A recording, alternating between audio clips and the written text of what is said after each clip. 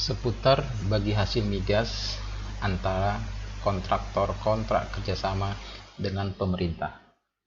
Hanya sekedar merefresh kembali ingatan kita bersama mengenal production sharing kontrak. Kegiatan hulu minyak dan gas bumi terdiri dari kegiatan eksplorasi dan produksi. Eksplorasi adalah serangkaian kegiatan yang bertujuan mencari cadangan migas baru.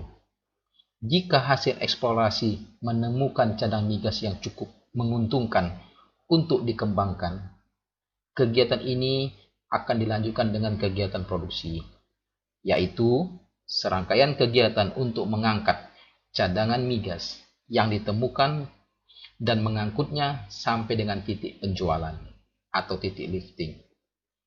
Dalam menjalankan bisnis ini, Indonesia menerapkan sistem Production Sharing Contract atau istilah PSC atau sering juga disebut dengan KKS, yang mana pada mekanisme ini perusahaan migas ditunjuk sebagai kontraktor kontrak kerjasama, menanggung semua biaya awal kegiatan usaha hulu migas. Biaya-biaya tersebut baru akan digantikan oleh negara jika wilayah kerja yang mereka garap telah berproduksi. Namun apabila kegiatan usaha tersebut tidak berhasil, maka semua biaya yang telah dikeluarkan tersebut tidak akan diganti atau akan menjadi beban kontraktor kontrak kerjasama sepenuhnya. Oh, anak bujang gua ini dari kemarin teguran nggak, satu mes nggak teguran, masih ribet kan? Ya gitulah bang, susah ini susah. Duduk sebangku ngopi nggak, teguran nggak, masalah ketiga situ.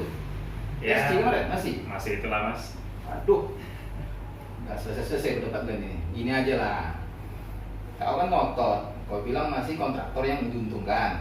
Iya. Kau ngotot, hanya negara yang diuntungkan. Ya kan? Iya. Cuman kan gua nggak bisa pakai data, nggak bisa menunjukkan hitungan. Ku tanya berapa persentase entertainmentnya kan nggak tahu. Berapa besar teks aja kan nggak tahu. Debat kan berdua. Nah terus gimana dong? Ya Ya, kan? ada Aku yang udah salah. enak, aku udah tua di mes ini, kita sama-sama empatan. Ya kan? Dia orang Jawa, kita proyek kalah sebenarnya nih kalau kita proyek di ini kan. Itu Nah, dia, cuma kan Pak. kita nggak bisa, kita Indonesia kita ini, ya kan? Jadi kalau gini kan pada ribut terus nggak teguran di mes, udah nanti aku hitungkan ya. Bentar. PT ABC dapat WKP di blok A. Ya, kita asumsikan aja Le. Misalkan tahun 2019 total lifting mereka anggap aja 5 juta barrel. Kemudian ICP per barrel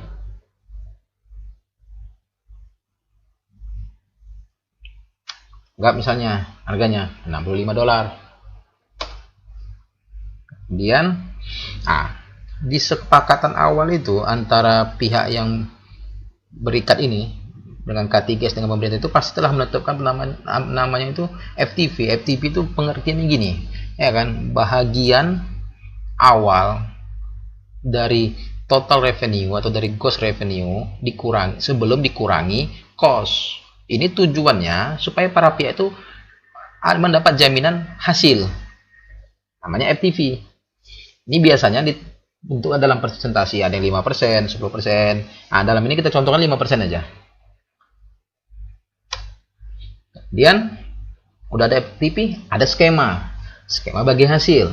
Skema bagi hasil ini bisa 40-60, 60-40, 50-50, 70-30, tergantung kondisi dan tergantung bagaimana karakter dari lapangan yang diambil. Kita misalkanlah di sini, misal skema yang kita sini adalah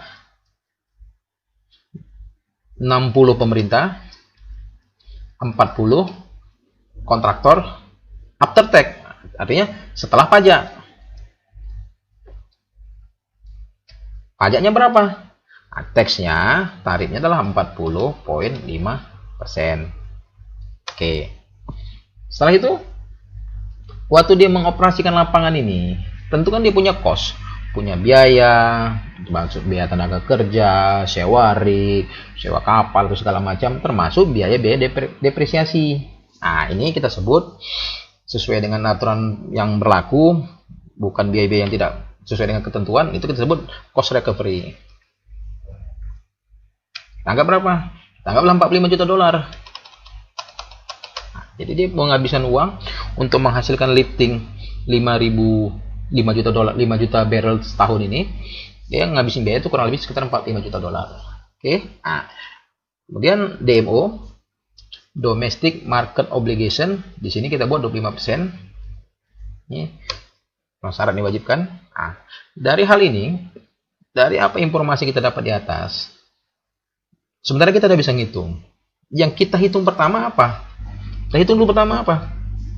Hitung entertainment-nya.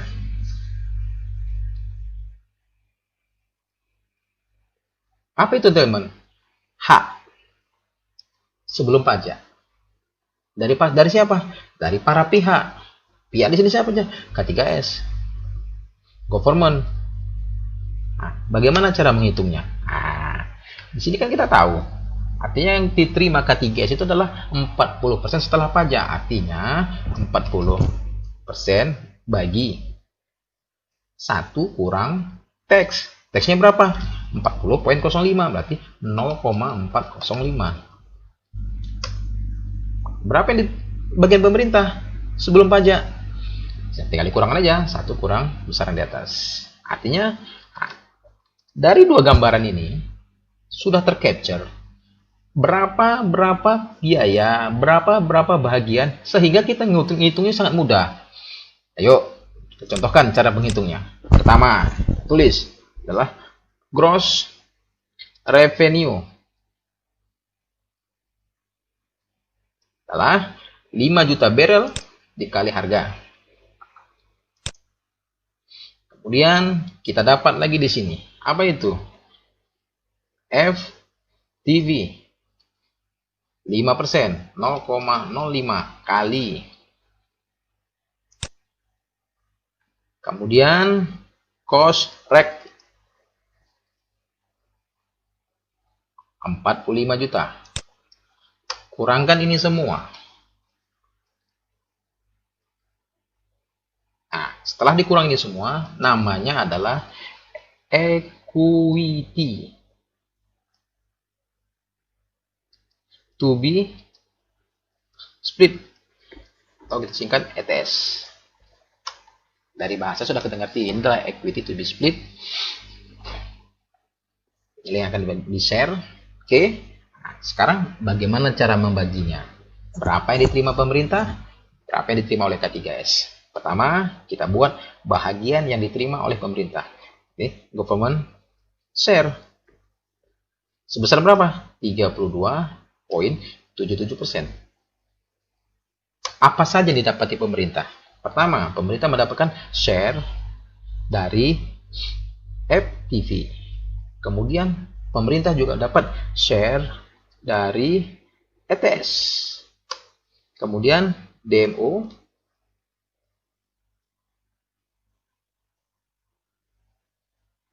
Dan DMOP.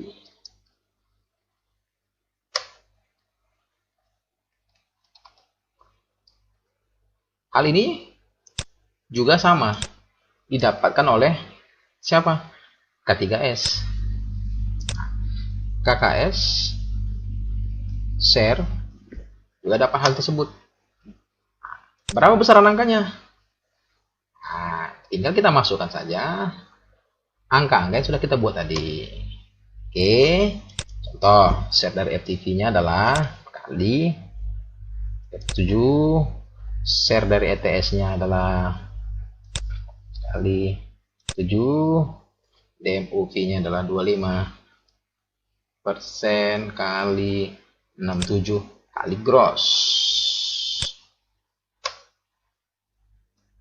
kali min 1 sebagai pengurang, sehingga total 91 juta dolar. Kemudian bahagian yang diterima oleh K3S sama dia menerima. Kemudian dari ETS-nya juga dia menerima 7. Kemudian 25% kali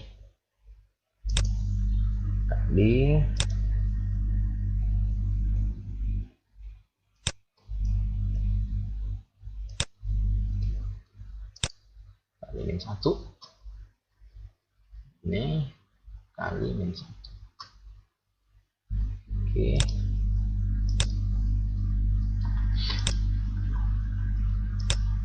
Penjumlahan ini adalah penghasilan sebelum pajak.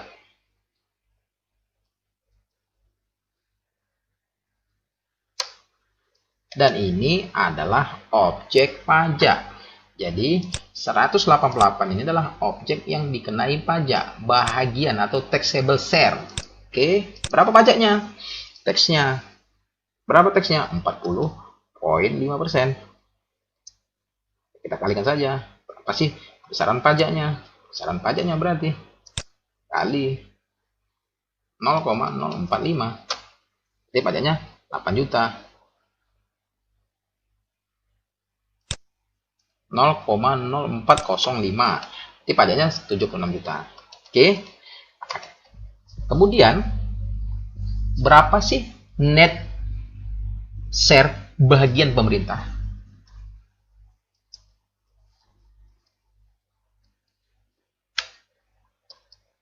Rp91 juta ditambah hak pajaknya, sehingga pemerintah mendapatkan 168 juta. Dan net share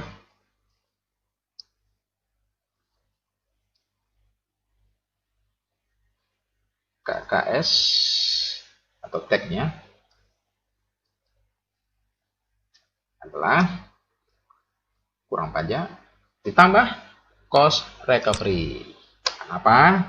Karena cost recovery adalah bahagian dari perhitungan yang mana di sini K3S itu seluruh biayanya tergantikan. Kenapa? Karena cost recovery adalah pemotong revenue. Pemerintah dalam hal ini tidak ada menyerahkan uang, melainkan hasil yang dibagi. Ini konsepnya sama seperti konsep kalau kita kenal istilah yang disampaikan oleh beliau dulu, sama konsepnya konsep petani penggarap. Tuan tanah dan petani penggarap sama seperti ini juga. Oke, nah dari hal tersebut kita bisa lihat besaran-besarannya dan bagaimana menguji kebenaran perhitungan ini. Kita uji adalah dengan membandingkan gross revenue dengan net government share sama net contractor share. Apabila kedua ini ditambahkan hasilnya sama dengan itu, artinya perhitungan ini benar. Oke, kemudian coba kita tuangkan dalam perhitungan yang lebih cantik, artinya dalam format yang lebih baku yang sering kita dapatkan. Sama seperti ini. Oke, sini government gross revenue-nya, FTV-nya, cost recovery-nya, equity to be split-nya, kemudian di sisi sebelah kiri bagian diterima pemerintah, bagian sisi sebelah kanan bagian terima K3S, taxable income-nya. Kemudian di sini ada tax-nya, ada yang diterima oleh K3S dan ada Indonesia Tax dan K3S Tax. Oke, gimana? Udah deal kan? Nah, itu kan jelas Bang, udah ada datanya. Iya. Ya, pas ya? Oke, udah salam lah kalian, masa masih ribut aja juga lagi.